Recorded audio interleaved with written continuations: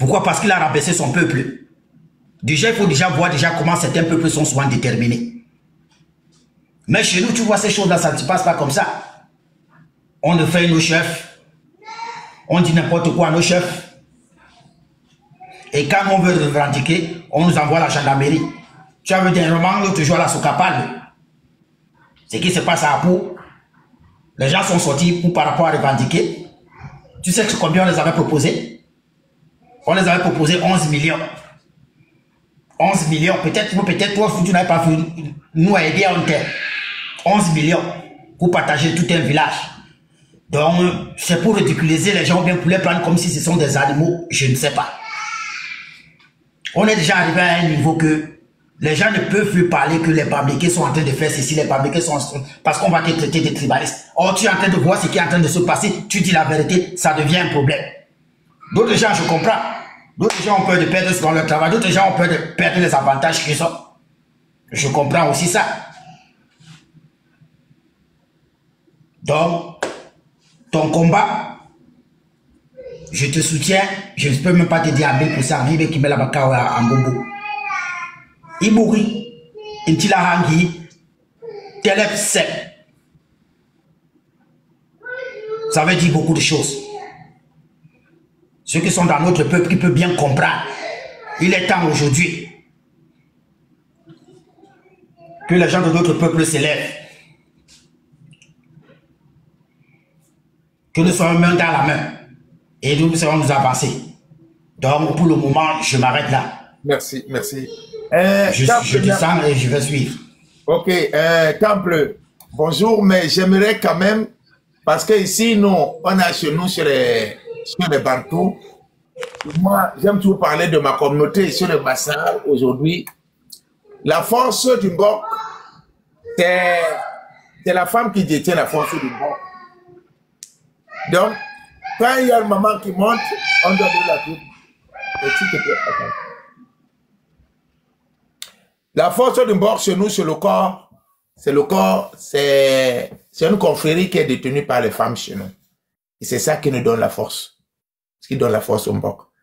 Donc, j'aimerais, ici, parce que j'ai demandé à notre grande sœur de venir, notre maman, à notre Sita, de venir, parce que nous voyons son combat depuis sur les réseaux sociaux un peu partout.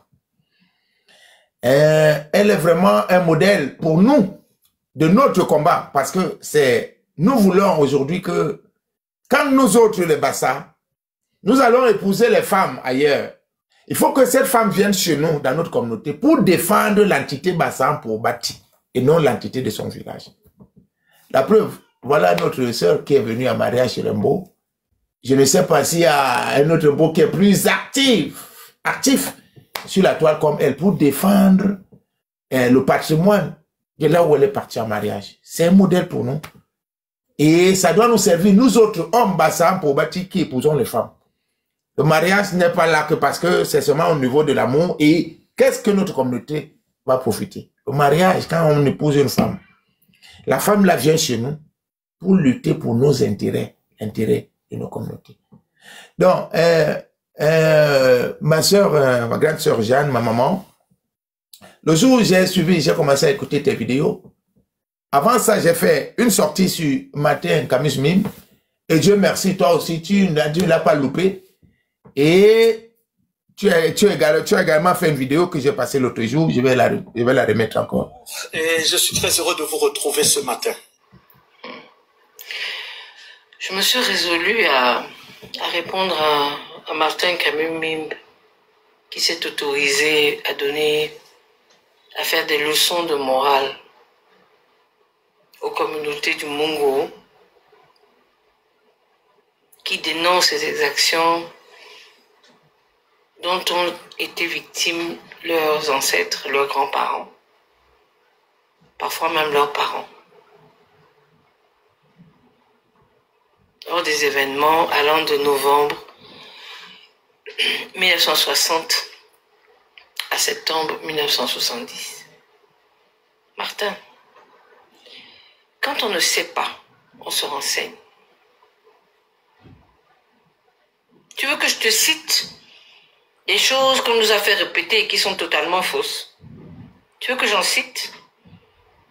Et la plus célèbre, c'est que les gens ont été sur la Lune. Les Américains ont été sur la Lune.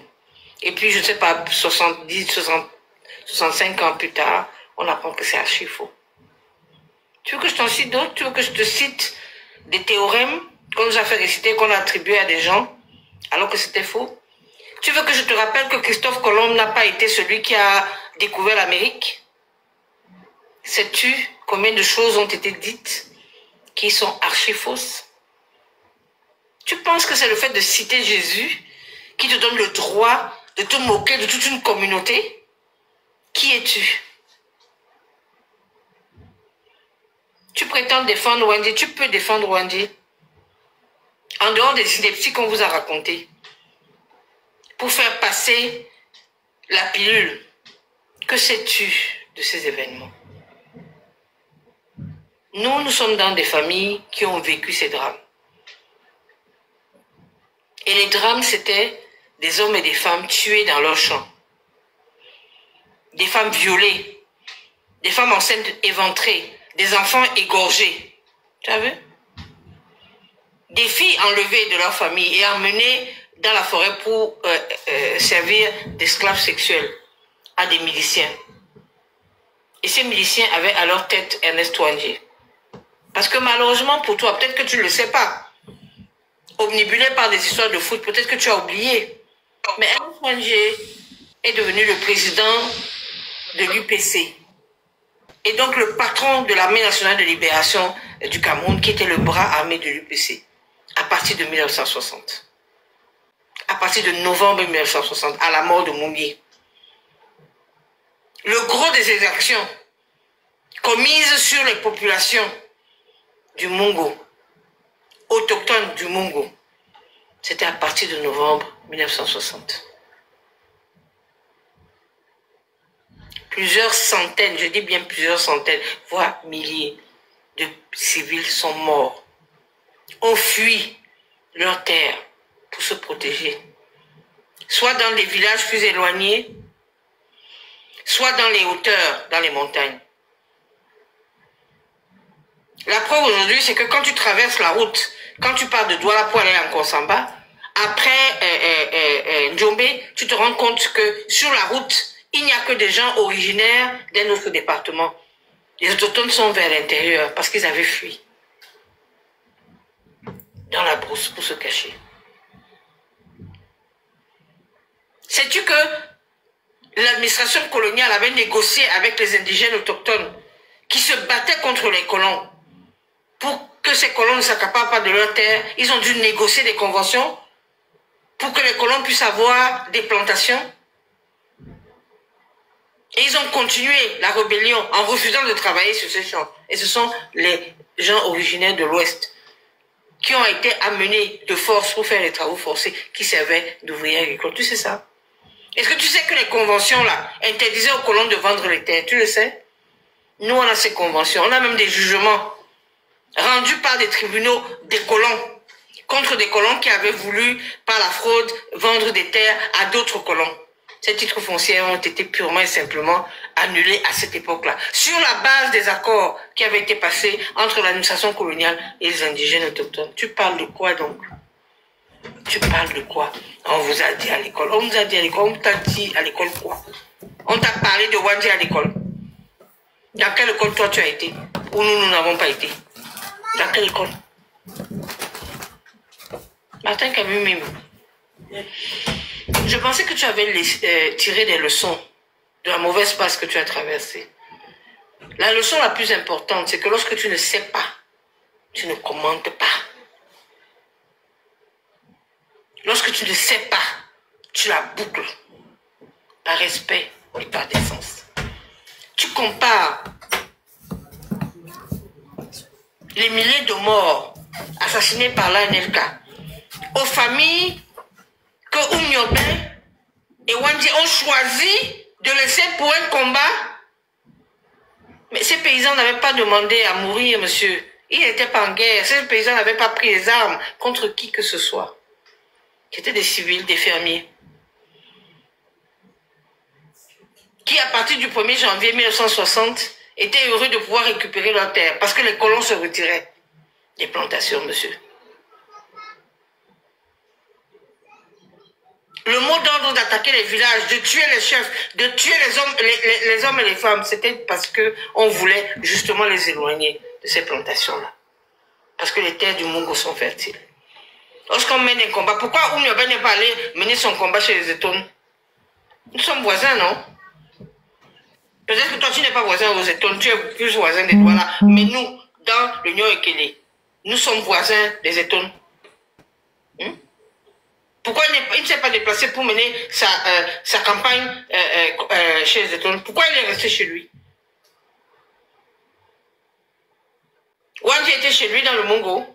C'était son village. Ce n'était pas son village. Il était là-bas pour quelque chose de précis. Donc si tu ne sais pas, renseigne-toi. Les gens s'asseyent dans les débats télévisés, sur les plateaux télé. Tu parles de quoi? Tu parles de quoi? Et quels gens s'asseyent? Et quels gens? Ok, merci. Merci, Jeanne. C'est ce que je voulais passer. Cette intervention, j'ai beaucoup aimé parce que moi, je m'étais agressé ici à la veille de la sortie de ce monsieur qui est de Longas. Et à Longas, il y a des chefs là-bas qui sont bamblés, qui ne s'est jamais prononcé. À Longas, il y a la carrière de gravier qu'on exploite là-bas depuis des années. Il ne s'est jamais prononcé sur ça. Et il n'y a aucune retombée pour les populations de Longas, il ne s'est jamais prononcé. Mais il est venu défendre Wanji ici parce que lui, il veut faire plaisir aux Bambliquins. Donc, merci et bienvenue parmi nous. Merci.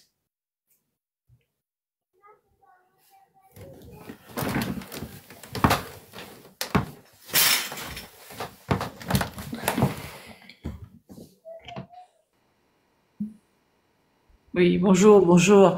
Merci de m'avoir invité. C'est dimanche, je suis dans un village, je vis dans le Mungo. Et même si je travaille à Douala, je vis dans le Mungo. Et chez nous, le réseau n'est pas très bon, mais je vais quand même essayer de participer. Merci de m'avoir invité. Merci à tous, bonjour à tout le monde. Je vois qu'il y a beaucoup d'agressivité dans les commentaires. Mais ils sont tous là, maman, on est habitué, nous sommes habitués à... Je suis... voilà. Je suis Jeanne Soga. Je suis une Dokchok de Ngombakubi. Je suis mariée à un Balong depuis 41 ans. Nous avons 41 ans de mariage. Notre fille est née à 40 ans. Donc, vous voyez que je suis une grand-mère. Je suis plus une maman qu'une sita. C'est vrai que sur le panel, il y a peut-être des gens qui sont plus âgés. Je voulais dire que comment dire ça? Nous avons chez les Ndokchok une habitude ou alors un conseil que nos mamans nous donnent. Parce que nous, ici, chez les Ndokchok, nous ne nous marions pas entre nous. On nous envoie toujours en mariage ailleurs. C'est une coutume, c'est une tradition. Les mariages tribaux sont interdits chez nous. Et donc, lorsque nos mamans nous envoient en mariage, elles nous disent toujours, tu ne vas pas en mission parce que tu n'es pas attendu en retour. Mais tu vas remplir une mission. Apporte là où tu vas ce que je t'ai appris. Fais en sorte que là où tu vas s'améliore. Aime ta famille, aime ton mari. Donne-leur ce que je t'ai donné en aimant ton père. Ça, c'est ce que nos mamans nous disent. Et c'est ce que nous transportons là où nous allons au mariage. C'est-à-dire que lorsque une fille Bassa, je peux le dire pour toutes les tribus Bassa, va en mariage quelque part, elle ne va pas en mission pour ramener quelque chose dans sa famille. Elle va en mission pour construire l'endroit où elle est, pour l'améliorer. Et lorsque j'arrive en mariage ici, il y a 41 ans, je suis dans une famille où il y a pas beaucoup de femmes ballons. Toutes nous sommes, parce que j'ai beaucoup de coépouses, enfin de belles-sœurs. Je suis la première belle-fille de cette concession. Et les ballons savent que la première belle-fille, c'est la mère de la concession. Je suis donc la maman de la concession. J'ai beaucoup de belles-sœurs qui viennent de toutes les contrées. Elles ne sont pas Balo. Il n'y a pas de filles Balo ici. Donc, nos maris sont Balo, mais nous sommes venus d'ailleurs. Et il y a de cela, donc 41 ans, lorsque j'arrive, je constate qu'il y a beaucoup de difficultés pour les gens du village à cultiver derrière leur maison. Je dis derrière leur maison. Et quand je m'en étonne, on me dit en chuchotant, je dis bien en chuchotant, non, ne parle pas très fort, parce que ici, là, vraiment, on a été, comment dire ça, on a été vraiment très stressé par les années de maquis. Ce sont les Bamileke qui ont les terres ici. Tout ça. Moi, je m'en étonne parce que je viens d'une contrée, chez les Bassa, pour qu'un Bamileke rentre dans un village, c'est très compliqué. Donc, je m'en étonne. Je dis, mais les Bamileke, qu'est-ce que ça a à voir? Ok. Je suis très jeune. J'arrive en mariage ici, j'ai 20 ans. Je n'ai pas, comment dire ça, l'âge de la maturité véritablement. Donc, je me dis, je vais observer. Et puis un jour, mon beau-père, qui a été sous-préfet, m'appelle et me montre une cantine. Il me dit, tu sais, cette cantine, je l'ai réservée pour vous. Le jour que je ne serai plus là, ouvrez-la. Tu y découvriras. Je dis bien, il me dit, tu y découvriras des choses qui peuvent t'intéresser. Parce que je vois que tu t'intéresses en fait à l'histoire de ce département. Effectivement, il meurt, il décède. En 2008, il s'en va. En 2009, il s'en va. Et un an plus tard, j'ouvre cette cantine. Et je découvre que là-dedans, il y a la plupart des archives que je mets en ligne. Je m'en étonne parce que je me dis, bon, c'est des archives administratives, quelle est leur valeur? Est-ce que c'est vrai? J'avais du mal, j'hallucinais parce que j'ai des photos prises à l'époque sur dans les villages qui étaient où on avait, où les miliciens de l'armée nationale de libération du Cameroun étaient passés, ceux qu'on appelait les maquisards, et des photos horribles avec des scènes d'horreur que mon imagination ne pouvait pas concevoir. Bon, je suis restée, j'avoue que le jour où on a ouvert ça, je m'en excuse pour vous, mais comment dire, j'ai vomi parce que c'était horrible. Pour moi, c'était inimaginable que des Camerounais puissent avoir fait à d'autres Camerounais ce que j'avais fait. J'ai donc commencé patiemment à feuilleter ces archives. Et en discutant, moi je suis juriste de formation, en discutant avec mon frère, qui est aussi juriste, je me suis dit, nous nous sommes dit, il faut qu'on aille aux archives nationales pour authentifier ces documents. Parce que bien que ce soit des archives administratives, il faut qu'on sache si, au niveau des archives nationales, on peut trouver ces documents-là. Et effectivement, lorsque nous nous y rendons en 2010, nous trouvons sur les lieux le directeur des archives nationales qui nous sort les documents qui ont été archivés. Il faut dire que, je ne sais pas si ça se passe aujourd'hui comme ça, mais à l'époque, nos fonctionnaires étaient très méticuleux et ils tenaient à ce qu'il existe des archives, qui est une mémoire de l'administration camerounaise. Donc, on se rend compte que les documents que nous avions entre les mains étaient authentiques. J'essaie de planter le décor pour que vous compreniez dans quel état d'esprit je suis aujourd'hui. Depuis 2010, ça va faire exactement 15 ans, je travaille avec des personnes, il y a des juristes, il y a des historiens, tous originaires du Mungo, de différentes tribus du Mungo. Il y a parmi nous des militaires, parce que ces militaires-là aujourd'hui, bien que âgés, ont été proches, sont eux-mêmes des enfants de militaires, et donc possèdent une certaine mémoire. Nous avons donc décidé, depuis 15 ans, de recueillir les témoignages des rescapés et des survivants de cette époque-là.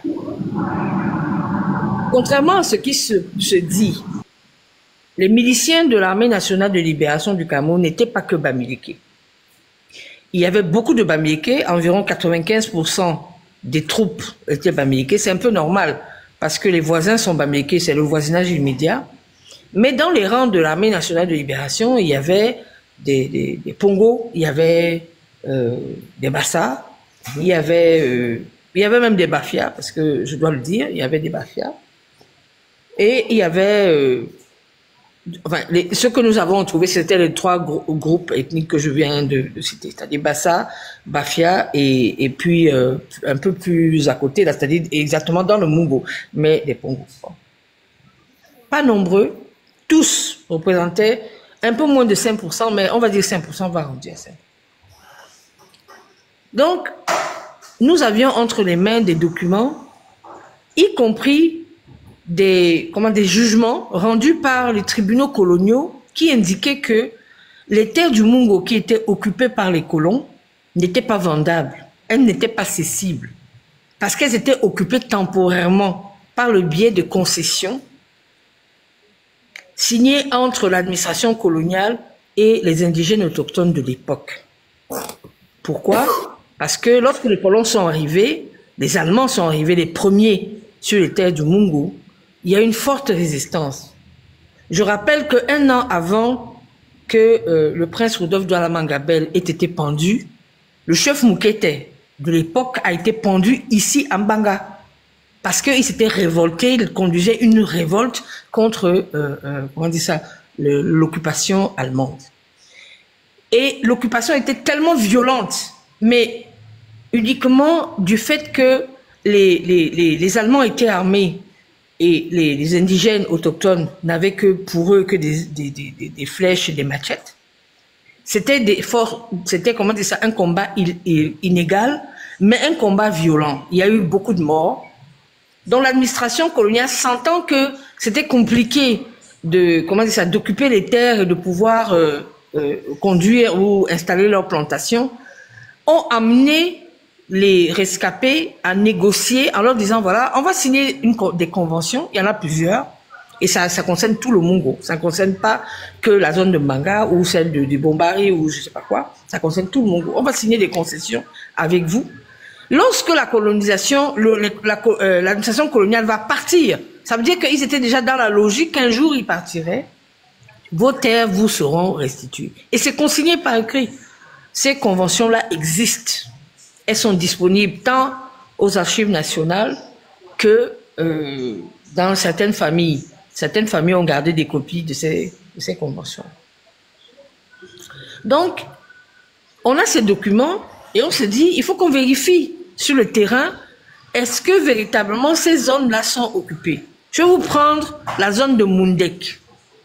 Mundek, c'est 997 hectares qui devaient être restitués à la communauté Balon de Mbanga, de Mouyouka précisément. C'est mentionné dans la convention entre les colons qui occupaient ces terres-là et la communauté Balon de Mouyouka. C'est mentionné que lorsque l'administration coloniale va se retirer et que les colons devront se retirer des terres, elles sont restituées. Mais là-dessus sont installés aujourd'hui des gens qui sont originaires de l'Ouest. Il faut le dire. C'est les Bamileke. Voilà. Ça ne veut pas dire que tout le peuple bamileke est installé là, mais ça veut dire que les gens qui occupent ces terres sont exclusivement bamileke. Il y a une autre zone, Djungo Road, qui était sur pratiquement 200 hectares occupés par des Bassa. Je dois le dire. Je suis Bassa, mais je dois le dire. La preuve, c'est que un fils de ces maquisards-là a demandé à être installé chef à Djungo Road. Il y a eu une forte résistance. Malgré cela, le sous-préfet s'est entêté. Et c'est une guerre que nous avons contre l'administration territoriale aujourd'hui, qui est, on va dire, un peu complice de ces dérives-là. Donc, on se rend compte effectivement que les terres sont bien occupées, alors qu'elles auraient dû être restituées aux communautés autochtones, elles sont toujours occupées. Donc, on commence des démarches pour la restitution de ces terres-là. Certaines ont abouti. Moi, je ne vais pas vous cacher. On peut raconter ce qu'on veut, mais la justice camerounaise est froide. L'administration domaniale, l'administration des domaines essaye autant que faire se peut, et quand elle est mise devant, devant des preuves intangibles ou incontournables, elle est obligée d'annuler les titres fonciers qui sont faits sur cette terre. Parce que elle ne peut pas faire autrement. Évidemment, ça a un coût. Parce que quand une commission descend,